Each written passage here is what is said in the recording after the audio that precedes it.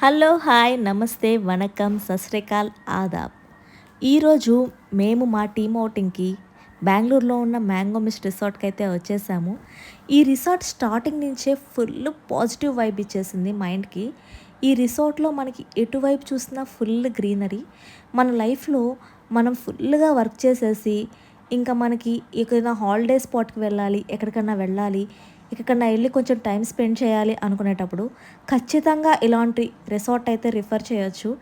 చాలా చాలా చాలా ప్లెజెంట్‌గా ఉంది మైండ్. వన్ డే ఇక్కడ టైమ్ స్పెండ్ చేస్తే చాలు. 1 ఇయర్‌లో మనం పడిన కష్టమంతా వన్ డేలో ఫుల్ రిలాక్సేషన్ అయితే వస్తుంది. అంత బావుంది నా ఎక్స్‌పీరియన్స్ అయితే. ఇక్కడ మీరైతే చూసేయొచ్చు. చూడండి, అసలు ఇక్కడ స్టార్టింగ్‌లోనే చిన్న చిన్న ర్యాబిట్స్. ఈ ర్యాబిట్స్‌ని చూస్తే నాకు ఒకటైతే మా ఇంటికి తీసుకెళ్ళిపోవాలనిపించింది. ఇంకా మన డే అయితే ఇలా హ్యాండ్‌కి బ్యాండ్ వేసి స్టార్ట్ చేస్తారు. మేమందరం ఫుల్‌గా ఫస్ట్ బ్రేక్‌ఫాస్ట్‌కైతే రెడీ అయిపోయామండి. సో, బ్రేక్‌ఫాస్ట్ ఎక్కడ ఎక్కడ అని వెతుక్కుంటూ వెళ్ళిపోయాము. ఇక్కడ బ్రేక్‌ఫాస్ట్ అనేది మనకి 2 టైప్స్ ఆఫ్ అరేంజ్‌మెంట్స్ అయితే చేశారు. ఒకటి మనకి ఇక్కడ అవైలబిలిటీలో ఆన్ ద స్పాట్ అవైలబిలిటీలో ఉంటుంది. మనకి ఏది కావాలంటే అది తీసుకోవచ్చు. Both veg and non veg menu అయితే ఇచ్చారు. సో, ఇక్కడ కావాల్సిన వాళ్ళు ఇక్కడ తినొచ్చు. లేదంటే బయట కౌంటర్స్ అయితే పెట్టారు.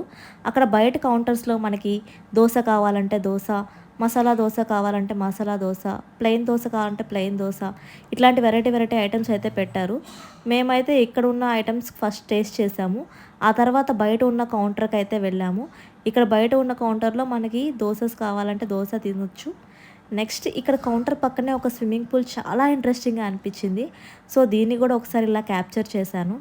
సో, ఈ రిసార్ట్‌లో one of the most entertainment item ఏంటి అంటే మనకి అడ్వెంచర్స్ అండి. సో, చాలా థ్రిల్లింగ్‌గా అనిపించింది. సో, ఫస్ట్ మనకి ఈ అడ్వెంచర్ ఏంటి అంటే మేము ఒక మిలిటరీ టీమ్‌లాగా ఫార్మ్ అయ్యి 2 టీమ్స్‌గా ఫార్మ్ అయ్యి ఒకళ్ళ మీద ఒకరికి ఫైరింగ్ అయితే చేసుకున్నాము. ఫైరింగ్ అంటే ఏమి ఉండదు. దానిలో జస్ట్ మార్బుల్స్ పెట్టిస్తారు. మనకు ప్రొటెక్షన్ ఇస్తారు, మనకి ఏమీ కాకుండా. సో, ఒకళ్ళ మీద ఒకళ్ళకి ఫైరింగ్ లాగా చేసుకుంటూ ఉంటే మార్బుల్స్ ఎళ్లి టచ్ అవుతూ ఉంటాయి. అంతే. దీని తర్వాత మళ్ళీ మేము బోటింగ్‌కి అయితే వెళ్ళాము. ఒక్కొక్కళ్ళు ఒక్కొక్క అడ్వెంచర్ చేయొచ్చు. మేము చూస్ చేసుకున్న అడ్వెంచర్ అయితే నేను వీడియో పోస్ట్ చేస్తున్నాను. సో, దీని తర్వాత బోటింగ్‌కి అయితే వచ్చి ఇలా మా కొలీగ్స్ మేమందరం ఇలా లైన్‌లో నుంచొని వెయిట్ చేస్తున్నాము. ఎందుకంటే అక్కడ బోట్స్ ఖాళీగా లేవు.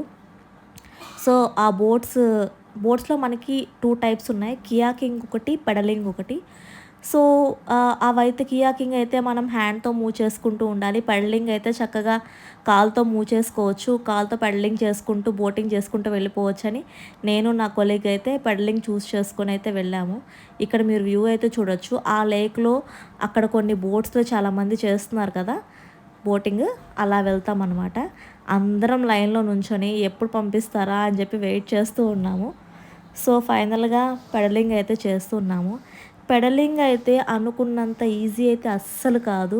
పెడలింగ్ చేసి చేసి ఆల్మోస్ట్ హాఫ్ ఒక సగం దూరం వచ్చేటప్పటికే మా పని అయిపోయింది. పెడలింగ్ చేసి కొంతసేపు రెస్ట్ తీసుకుంటూ తీసుకుంటూ పెడలింగ్ చేసాము.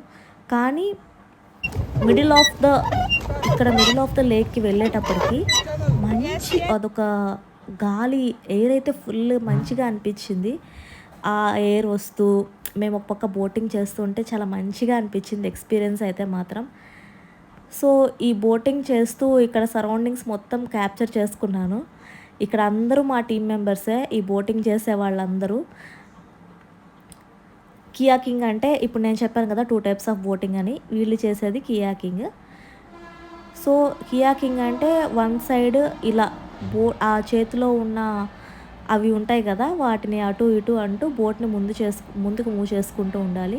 ఇది కూడా వన్ ఆఫ్ ద అడ్వెంచర్. ఈ ఈ ఎండ్ నుంచి ఆ ఎండ్‌కి మూవ్ అవుతూ రావాలి. కానీ ఇది అనుకున్నంత ఈజీ కాదు. చాలా కష్టంగా ఉంటుంది. ఆ ఎండ్ నుంచి ఈ ఎండ్‌కి అట్లా ఆహ్, లెగ్స్ బ్యాలెన్స్ చేసుకుంటూ రావాలి అంటే కొంచెం కష్టంగానే ఉంటుంది. కానీ ఆ ఎండ్ నుంచి ఈ ఎండ్‌కి మనం వస్తేనే మనం అడ్వెంచర్ చేసినట్టు. సో, నెక్స్ట్ లంచ్‌కైతే వెళ్ళిపోయాము. సేమ్ లంచ్‌లో కూడా బయట కౌంటర్, లోపల ఫుడ్ ఉంటుంది. బయట కౌంటర్ వాళ్ళకి మధ్యాహ్నం పానీపూరి ఇవి కూడా పెట్టారు. పానీపూరి, తర్వాత some bread, stuffed bread and ఇక్కడైతే మనకి చూడొచ్చు. ఇక్కడ మనకి సమ్ ఆలు tikka and variety variety of chicken kebabs అనేవి కూడా ఉన్నాయి. తవా ఫిష్ ఫ్రై కూడా చేసి ఇచ్చారు ఇక్కడ. ఆన్ ద స్పాట్ ఇక్కడ ఫిష్ ఫ్రై అయితే ఆన్ ద స్పాట్ వేడివేడిగా చేసిస్తున్నారు. నాన్ వెజ్ లవర్స్కి అయితే ఇది తినడానికి ఈజీగా ఉంటుంది. సో ఇక్కడైతే నేను వుడ్ ఫ్రైడ్ పిజ్జా అది తీసుకున్నాను. సో లోపల మీకు ఆల్రెడీ చెప్పాను కదా, లోపల ఉన్న మెనూ అనమాట ఇది. సో లోపల ఉన్న మెనూలో సేమ్ మళ్ళీ వెజ్ నాన్ వెజ్ రెండు ఉన్నాయి. సేమ్ నేను వెజ్ చూస్ చేసుకున్నాను. క్యాప్సికమ్ రైస్ ఒకటి, ఆలు కర్రీ ఒకటి తీసుకున్నాను. ఓకే, టేస్ట్ అయితే బాగానే ఉంది. పానీపూరిని కూడా వదలలేదు. లంచ్ కంటే ఫస్ట్ నేను తినింది పానీపూరియే. సో ఇవన్నీ మనకి డిజర్ట్స్ అనమాట. సో పాయసం అయితే చాలా ఎమ్మీగా ఉంది. నేను పాయసం అండ్ ఐస్ క్రీమ్ అయితే తీసుకున్నాను. ఇది క్యారమెల్ పుడ్డింగ్. నేను రికార్డ్ చేసేటప్పుడైతే ఉంది, కానీ మళ్ళీ నేను వచ్చి తీసుకునేటప్పుడైతే అయిపోయింది. సరే ఇట్స్ ఓకే, కొన్ని అయితే టేస్ట్ చేసాం కదా అని చెప్పి వదిలేసాను. సో ఇక్కడ ఇది ఉంది కదా, ఇది నేను మాటల్లో ఎక్స్ప్లెయిన్ చేయలేను. నేను ఇది ఎక్స్పీరియన్స్ చేసేటప్పుడు ఫస్ట్ ఇది ఎక్కేటప్పుడు నేనేమనుకున్నానంటే, ఇది జస్ట్ ఒక ఉయ్యాలలాగా కాకపోతే మనం ఉయ్యాలలో చిన్నగా ఊగుతాం, ఇది కొంచెం పెద్దగా ఊగుతామని చెప్పి మెల్లగానే ఫుల్ కాన్ఫిడెన్స్తో వెళ్ళిపోయాను. వెళ్ళేటప్పుడు అది మెల్లగా పైకి తీసుకెళ్లారండి. సో నేను చాలా టైప్ ఆఫ్ అంటే ఇప్పుడు వండర్లా కూడా ఎక్స్పీరియన్స్ చేశాను, కానీ ఇది డిఫరెంట్ ఎక్స్పీరియన్స్.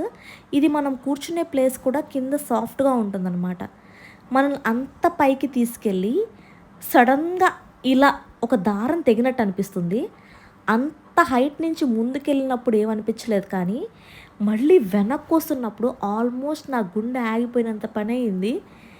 వెనక్కి వచ్చేటప్పుడు నాకు ఇంకా భయం, ముందుకెళ్ళేటప్పుడు కంటే వెనక్కి వచ్చేటప్పుడు భయం ఎక్కువ వేసింది.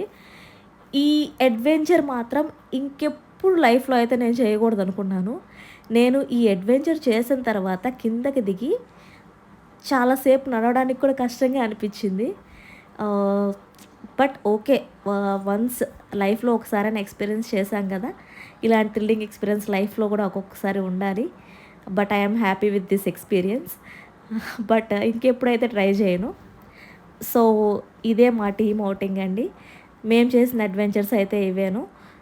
ఇంకా వేరే దీనికే టైం అయిపోయింది. ఈవినింగ్ 5:30కి మేము స్టార్ట్ అయిపోయి ఇంకా రిటర్న్ అయితే అయిపోయాము.